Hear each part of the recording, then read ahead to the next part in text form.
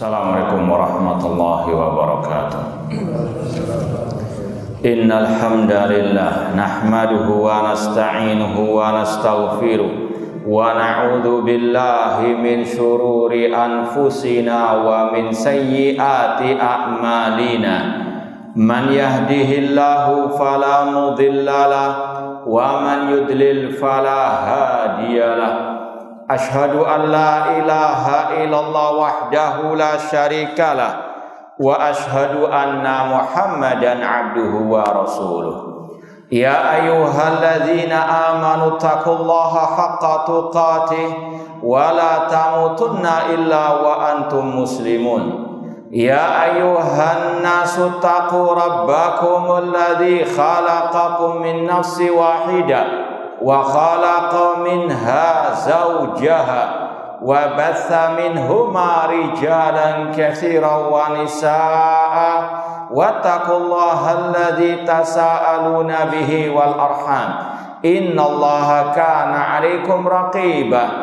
Ya ayyuhalladzina amanu taqullaha wa qulu qawlan sadida yuslih lakum a'malakum wa yaghfir lakum dhunubakum wa man yuti'illaha wa rasulahu faqad faza fawzan 'azima. Amma ba'd, fa inna asdaqal hadits kitabullah wa khairal hadi hadi Muhammadin sallallahu alaihi wasallam wa syarrul umuri muhdatsatuha wa kullu muhdatsatin bid'ah wa kullu bid'atin dhalalah wa kullu dhalalatin finnar. Ma'asal muslimin, ikhwani fillah wa akhwati, bapak-bapak, ibu-ibu, saudara-saudariku rahimani wa rahimakumullah. Alhamdulillah, segala puji bagi Allah Subhanahu wa taala yang mempertemukan kita kembali dalam kajian tafsir surat An-Naba atau surat Amma oleh Fadilatul Syekh Abdurrahman As-Sa'di rahimallahu taala. Semoga Allah Subhanahu wa taala senantiasa menambahkan kepada kita ilmu yang bermanfaat dan al-amal as-saleh. Kita masih dalam pembahasan ayat ke-12 dari surat An-Naba atau Amma Yatasaalun.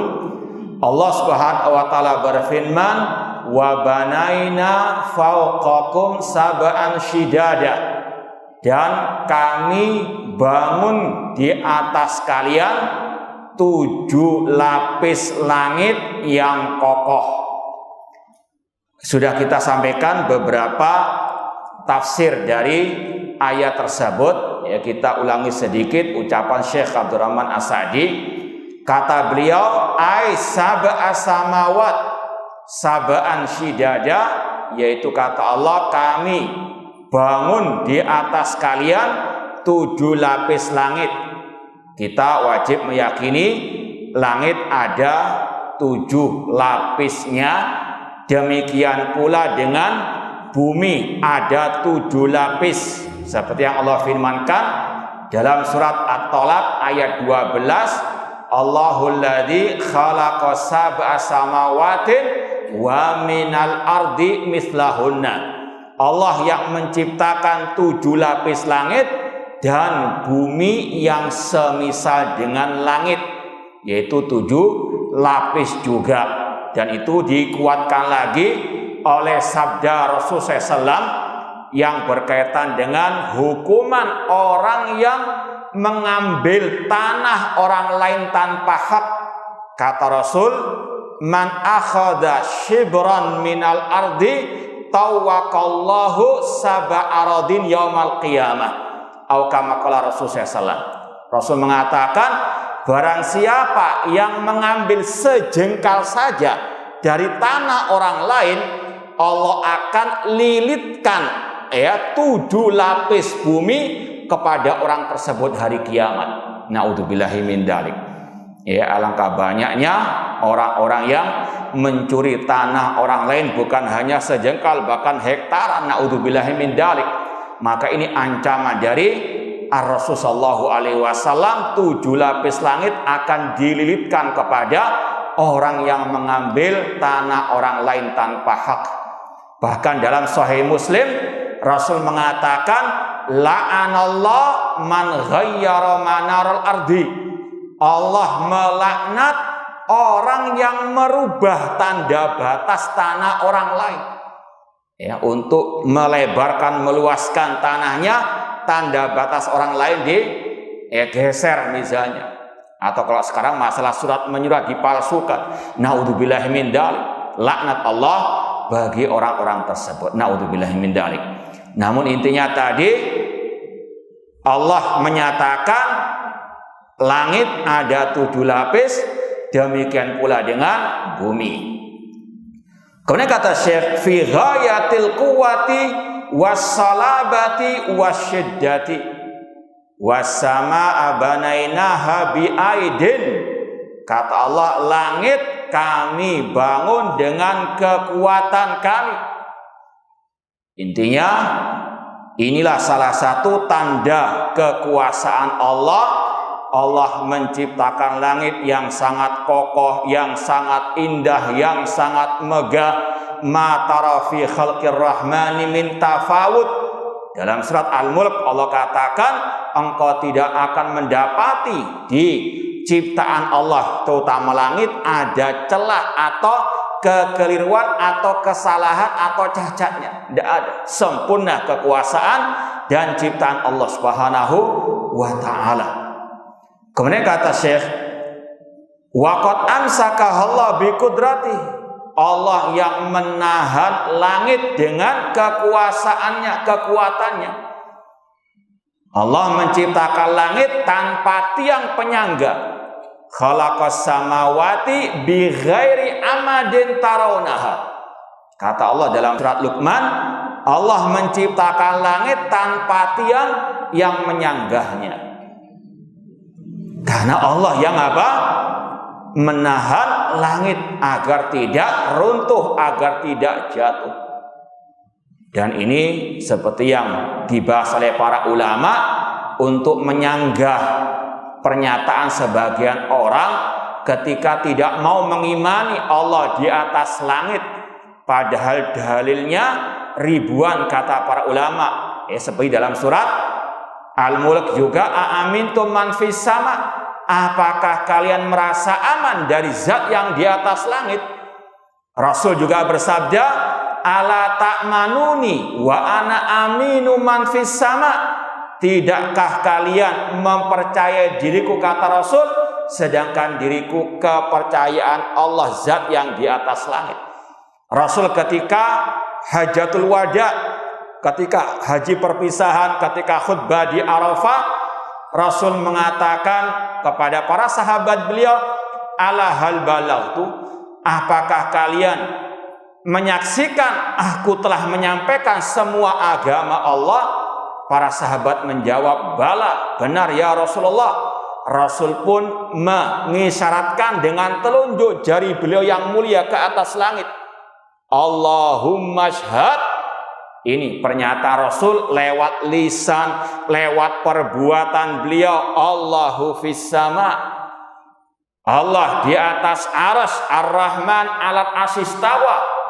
Arsy Allah ada di atas langit yang ke-7. Dalam 7 ayat Al-Quran Allah mengatakan Ar-Rahman alal arsy istawa. Namun sebagian orang yang ada penyakit dalam hatinya mengatakan, kalau kita mengatakan Allah tinggi di atas langit, berarti Allah butuh ke arsy atau langit. Maka kata para ulama, nggak mesti yang di atas butuh yang di bawah. Ini sekali lagi mereka menolak ayat hadis lewat akal-akalannya, dibantah oleh para ulama dengan ayat, dengan hadis, dan juga secara logika. Secara logika nggak mesti yang atas butuh yang di bawah. Contohnya apa? Langit tadi. Langit di atas bumi, namun langit nggak butuh kepada bumi. Buktinya apa? Langit tetap tegar, kokoh, kuat, tanpa tiang yang menyanggahnya disanggah oleh bumi. Ini sekali lagi adalah apa? Keyakinan Ahlussunnah, Allahu fis sama. Bahkan kata para ulama juga, seandainya dikatakan yang atas pasti butuh kepada yang bawah, itu kalau makhluk. kalau Allah tidak butuh kepada apa? Makhluk. Intinya sekali lagi, Allahu fis sama, dan Allah yang menciptakan langit dengan kokohnya tanpa tiang penyangga. Waqad amsakah Allah bi qudratihi, Allah yang menahan langit dengan kekuasaannya. Wa ja'alaha saqfan lil ardi, dan Allah menjadikan langit sebagai atap bagi bumi. Ini seperti yang Allah firmankan dalam surat Al-Baqarah ayat 22, alladzi ja'ala lakumul arda firasya was samaa'a binaa'a wa anzala minas samaa'i ma'an fa akhraja bihi minas thamarati rizqan lakum fala taj'alu lillahi andada wa antum ta'lamun. Dialah Allah yang menjadikan bumi sebagai hamparan dan langit sebagai atap, dan Dia yang menurunkan air hujan dari langit yang dengannya Allah menumbuhkan tumbuhan-tumbuhan, tanaman-tanaman.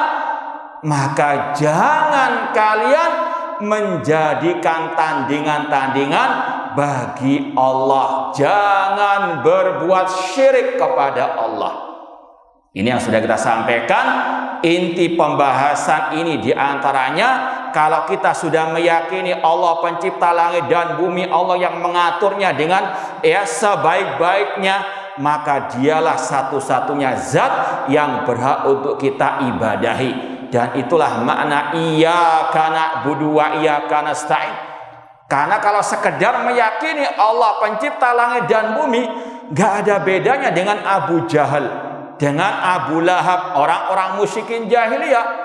Mereka juga meyakini Allah yang menciptakan langit dan bumi, yang Allah telah sebutkan dalam banyak ayat Al-Quran tentang pernyataan orang musyrikin jahiliyah. Wala in sa'altahum man khalaqas samawati wal arda la yaqulunallah.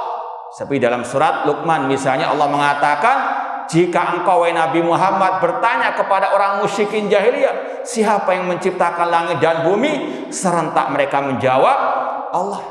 Maka bedanya muslim dengan musyrik yaitu tadi masalah tauhid al-uluhiyah. Hanya Allah satu-satunya yang berhak untuk diibadahi. Ya, makanya inilah makna yang benar dari la ilaha illallah. La ilaha illallah yang benar maknanya tidak ada sesembahan yang hak kecuali Allah.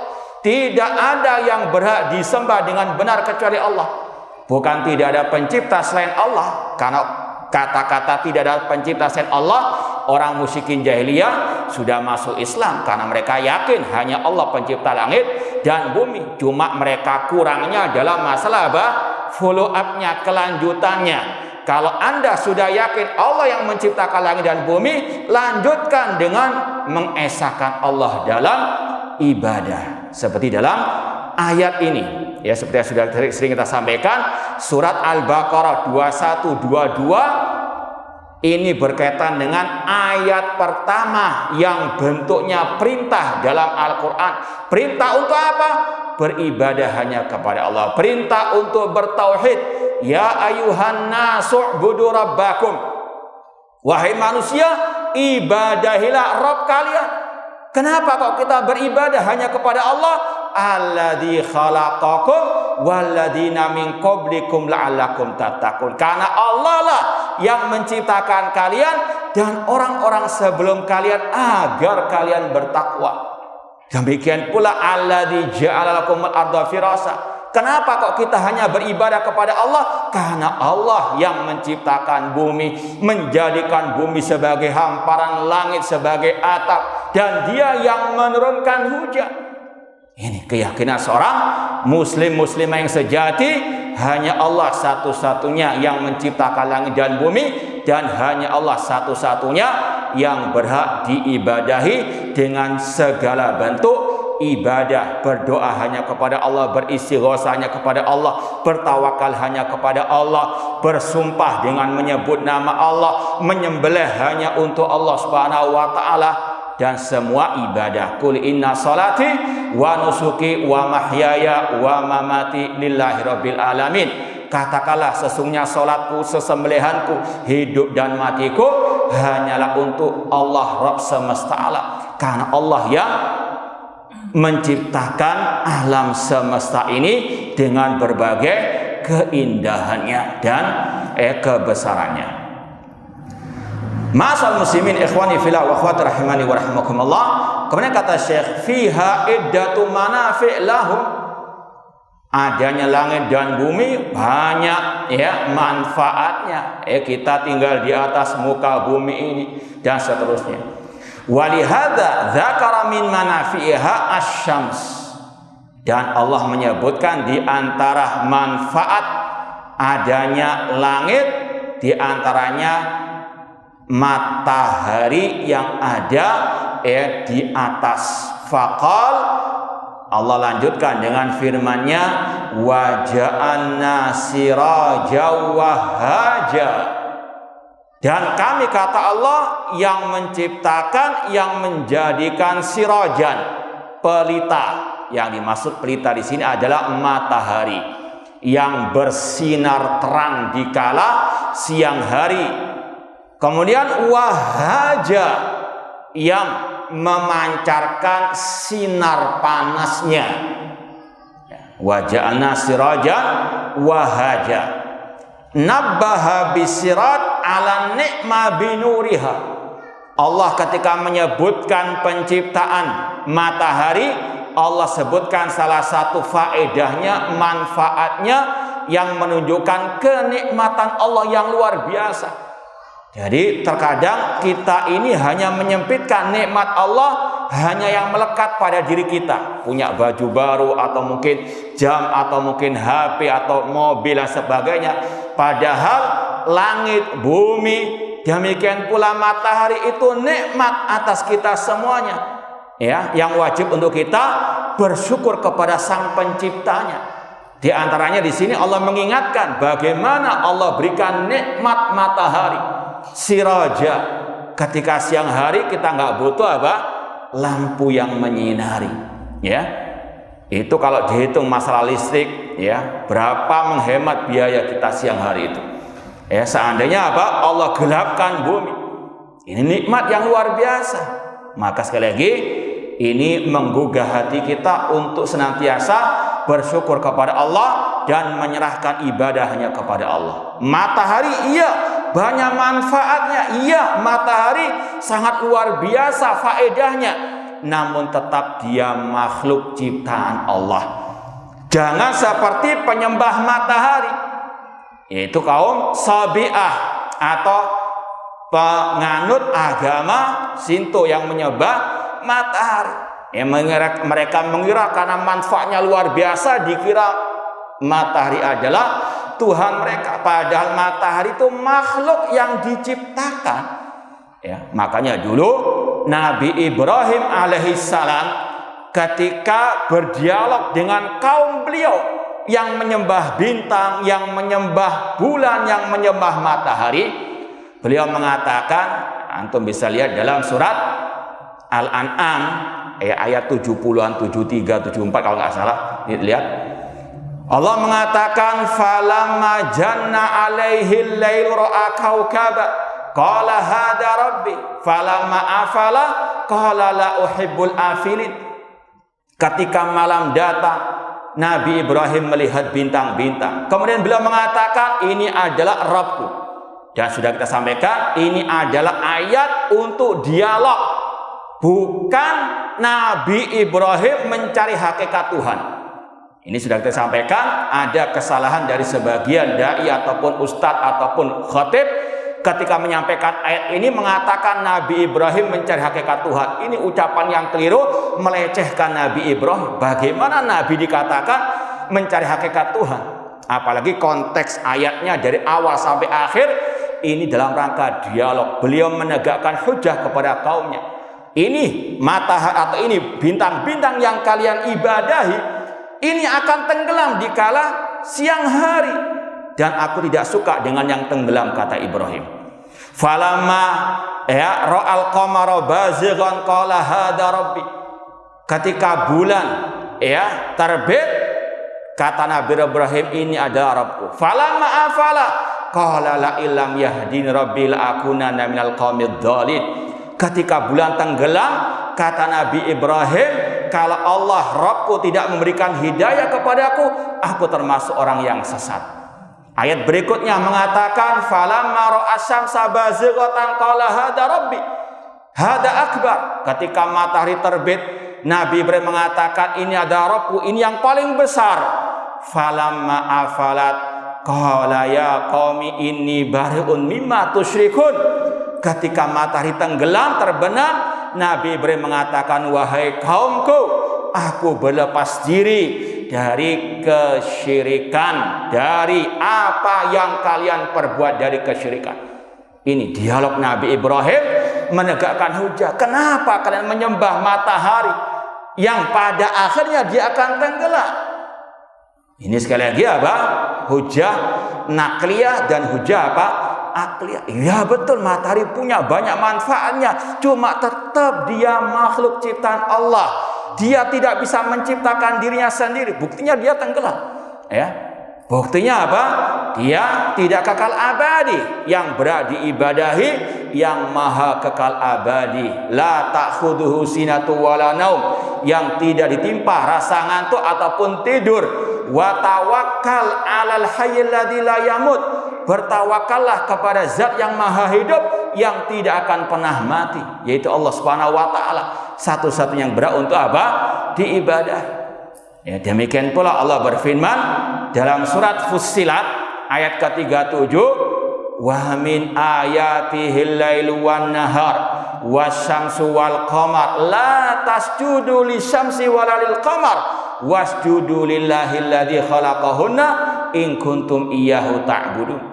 Di antara tanda-tanda kekuasaan Allah adanya malam dan siang.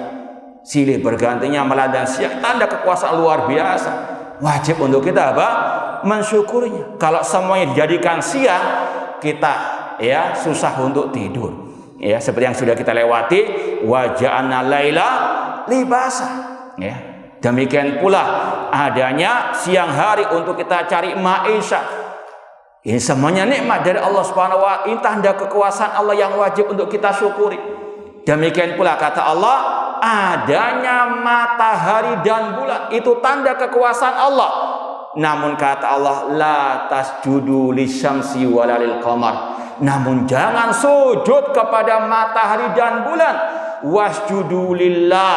Sujudlah hanya kepada Allah yang menciptakan ini semuanya. Ini hubungan antara tauhid rububiyah dengan tauhid al-uluhiyah. Kalau kita sudah yakin matahari, bulan, malam dan siang adalah makhluk ciptaan Allah, Allah yang menciptakan mereka, maka kewajiban kita hanya beribadah kepada Allah semata. Masa muslimin ikhwani fillah wa akhwati rahimani wa rahimakumullah. Allah berfirman, wa ja'alna sirajan wahaja, dan kami jadikan matahari itu seperti pelita dan sinarnya itu membawa terik panas yang banyak manfaatnya. Kata Syekh, nabbaha bisiraji ala ni'ma binuriha alladhi sara kaddarurati lil khalq. Sinar matahari, terik matahari ini kebutuhan primer seorang manusia. Semua manusia, tumbuh-tumbuhan, binatang butuh sinar matahari. Apalagi kayak kasus kemarin pandemi, semoga Allah menghilangkannya dari kita semuanya. Itu lomba-lomba apa? Berjemur. Karena apa? Di antara manfaatnya untuk menambah imun dan sebagainya. Ini sudah rahasia Allah bagaimana manfaatnya matahari. Cuma sayangnya kenapa manusia tidak mensyukuri yang menciptakan matahari tersebut? Kenapa mereka masih menyembah kepada makhluk yang diciptakan Allah, tidak menyembah yang menciptakan itu semuanya, yaitu Allah Subhanahu wa taala. Demikian pula kita bisa merasakan bagaimana manfaatnya sinar matahari kalau sudah hari-hari itu mendung. Ya, apalagi yang punya banyak anak masih kecil, banyak popoknya. Ya, meskipun sekarang pakai pampers. Cuma intinya susah keringnya. Meskipun ada mesin cuci yang ada pengeringnya, cuma masih tetap butuh dengan apa? Sinar mata. Luar biasa manfaatnya. Cuma sekali lagi, yang lebih penting dari itu semuanya, kewajiban kita beribadah hanya kepada Allah, bersyukur kepada Allah Subhanahu wa taala. Demikian pula wabil wahaj alladhi fihi al-harara ala hararatiha. Kalau tadi yang berkaitan dengan sinarnya sangat dibutuhkan oleh manusia, demikian pula dengan panas matahari tersebut. Ini sekali lagi menunjukkan bagaimana pentingnya manfaatnya matahari. Ya, ini kita teringat kajian kita akidah Imam Syafi'i hari Rabu Ba'dal Maghrib juga di Masjid Ibrahim, yaitu ucapan Imam Ahmad rahimahullah tentang Imam Syafi'i. Kata Imam Ahmad rahimahullah, al-Imamus Syafi'i kasyamsi linnas.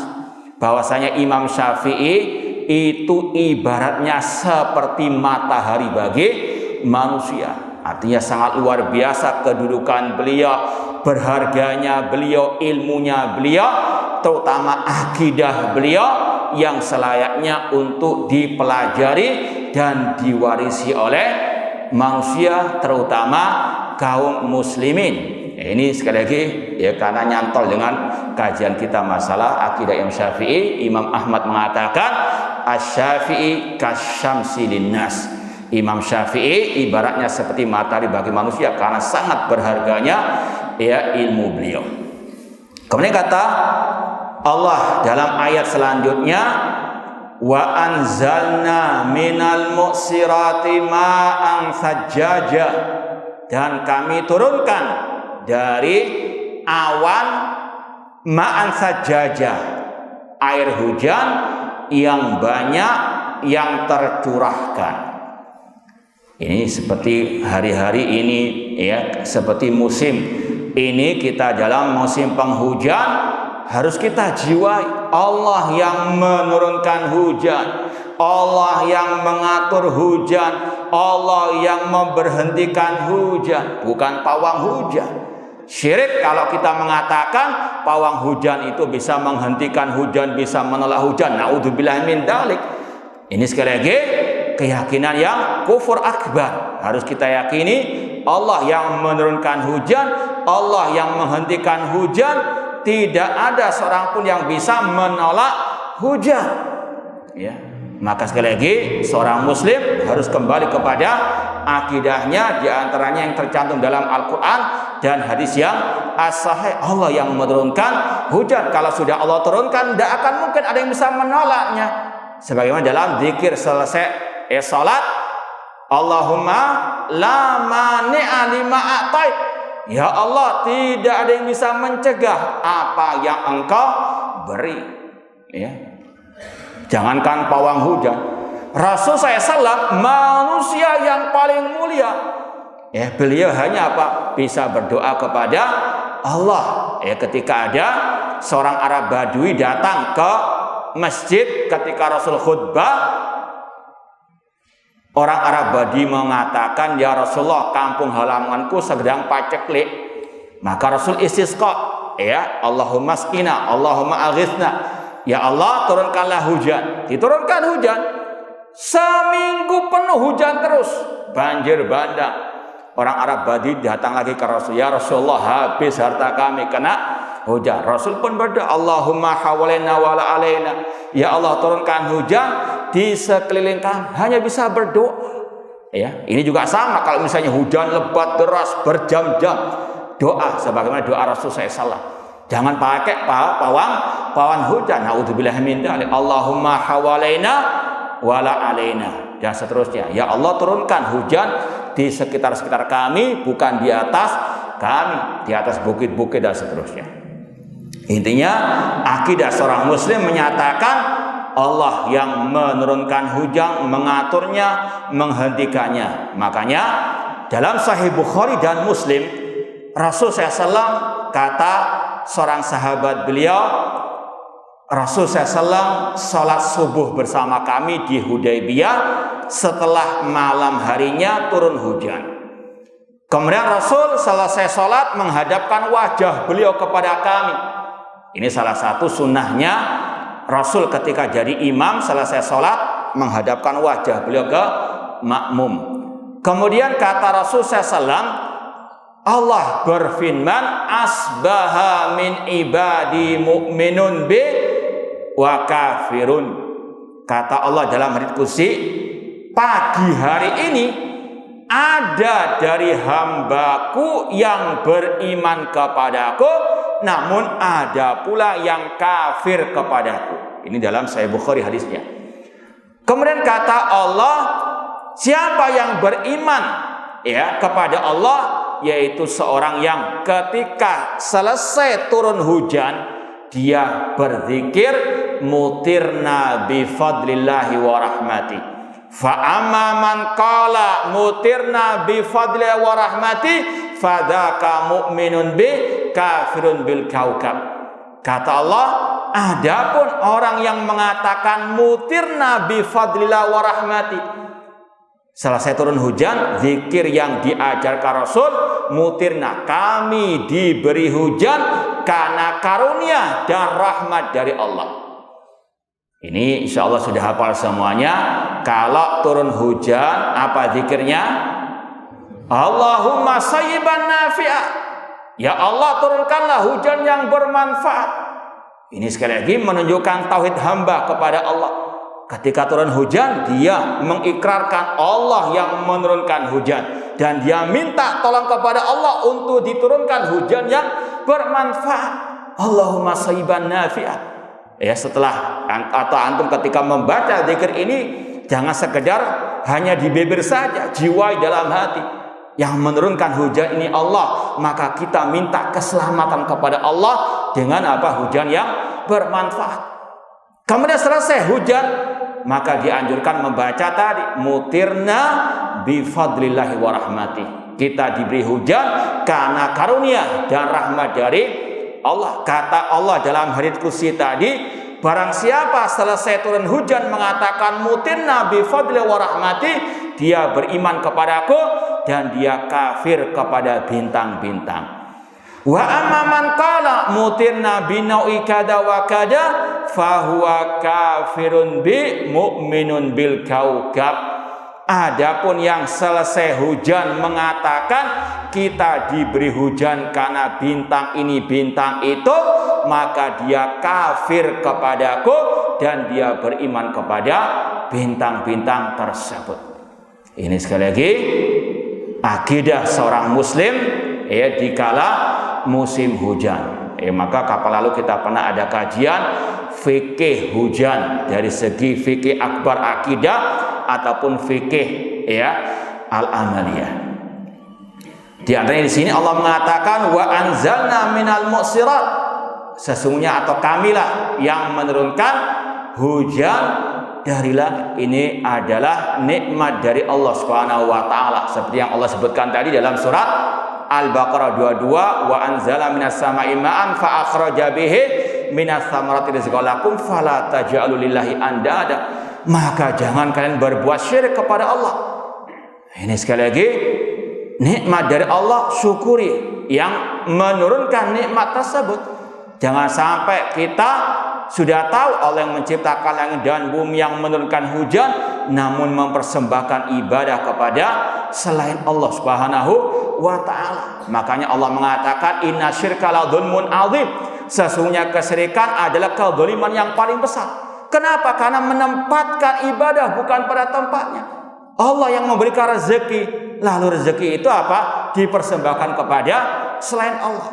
Ya, sekali lagi contoh, kalau misalnya orang itu diberikan rezeki, terutama mungkin yang punya peternakan luar biasa sapinya atau kambingnya, namun tiba-tiba sapinya, kambingnya dipersembahkan kepada Nyi Loro Kidul ataupun kepada jin-jin penunggu laut, penunggu gunung. Naudzubillah min dzalik. Allah yang berikan rezeki kok malah diduakan. Naudzubillah min dzalik. Ini sekedar perumpamaan, walillahil matsalul a'la, Allah yang memiliki perumpamaan yang lebih tinggi. Ini bukan menyamakan dengan makhluk, cuma sekedar litakribil faham. Misalnya ada pegawai, ya, pegawai. Dia tiap bulan, mungkin bahkan tiap hari, tiap minggu gajian dari bos B misalnya. Tapi dia setiap hari kerjanya kepada bos C. Gimana itu? Tentunya apa? Ya, luar biasa kurang ajarnya. Yang gaji si B kok kerjanya kepada apa? Si C. Ini sekedar perumpamaan saja, walillahil matsalul a'la. Maka sekali lagi, kalau kita sudah yakin Allah yang memberikan rezeki kepada kita, maka kita serahkan semua ibadah kita kepada Allah. Syukurnya kita hanya kepada Allah Subhanahu wa taala. Wa anzalna minal mu'sirati ma'an sajjaja ay katsiran jiddan, atau ada yang mengatakan ma'an sajjaja, air hujan yang turun berangsur-angsur. Ini juga kalau kita renungkan, kata para ulama, luar biasa nikmat Allah atas kita. Kita bisa bayangkan, ya, intinya kayak istilahnya kolam renang itu kalau bocor di lantai atas misalnya, itu bagaimana? Ya, hancur semuanya. Ini ya awan yang membawa air hujan, Allah turunkan sedikit demi sedikit, berangsur-angsur. Ya, kalau istilahnya tadi dibuka bior, istilahnya bagaimana? Ya, istilahnya hujan deras itu bukan bior betul. Itu sudah mendatangkan apa? Bisa mendatangkan banjir bandang. Namun itulah rahmat Allah, diturunkan hujan untuk manfaat bagi manusia secara apa? Berangsur-angsur. Kecuali kalau Allah menghendaki adanya musibah, beda lagi, itu karena kezaliman manusia. Wa ma kana Allahu liyadhlimahum walakin kanu anfusahum yadhlimun. Bukan Allah yang berbuat zalim kepada mereka, mereka yang berbuat zalim kepada diri mereka. Seperti tadi, ketika Allah disekutukan, Allah murka kepada mereka. Ini sesuatu apa? Keadilan Allah Subhanahu wa taala. Nah, linukhrija bihi habban min burrin wa sya'ir, yang dengan air hujan itu kata Allah kami mengeluarkan dengannya habban, biji-bijian, seperti biji gandum atau zarra atau jagung atau arus, ya, padi. Ya, kita setiap hari makan nasi, tidakkah kita mengingat ini semuanya apa? Nikmat dari Allah Subhanahu wa taala. Makanya selesai makan kita dianjurkan membaca zikir apa? Alhamdulillahilladzi at'amana hadza wa razaqani min ghairi haulin minni wala quwwah. Seperti yang sudah kita sampaikan pada kajian tafsir surat Al-Fatihah. Ya, kita selesai makan, kita jiwai, kita bisa makan nikmat dari Allah. Mulai dari apa? Berasnya dari Allah, yang dengan air hujan Allah menumbuhkan padi tersebut. Nikmat dari Allah Subhanahu wa taala. Wajib untuk kita mensyukurinya. Alhamdulillahilladzi at'amana hadza wa razaqani min ghairi haulin wala quwwah. Wa ghairi dzalik mimma yaqulu al-adamiyun, dan lain sebagainya dari biji-bijian yang dimakan oleh manusia. Kemudian kata Allah, wa nabata, yang dengan air hujan itu kami mengeluarkan nabata, tumbuh-tumbuhan. Kalau tadi biji-bijian maksudnya yang dimakan oleh manusia. Sekarang tumbuh-tumbuhan yang dimakan oleh binatang ternak mereka. Ini luar biasa nikmat dari Allah semuanya. Yasmal sa'iran nabat alladzi ja'alahu Allah qutan limawashihi. Tumbuh-tumbuhan, tanaman-tanaman yang mencakup semua bentuk tumbuh-tumbuhan, tanaman-tanaman yang Allah jadikan sebagai makanan bagi binatang ternak mereka. Sudah ada. Ya, kita cukupkan sekian, kurang lebih mohon maaf. Wa jazakumullahu khairan. Wassalamualaikum warahmatullahi wabarakatuh.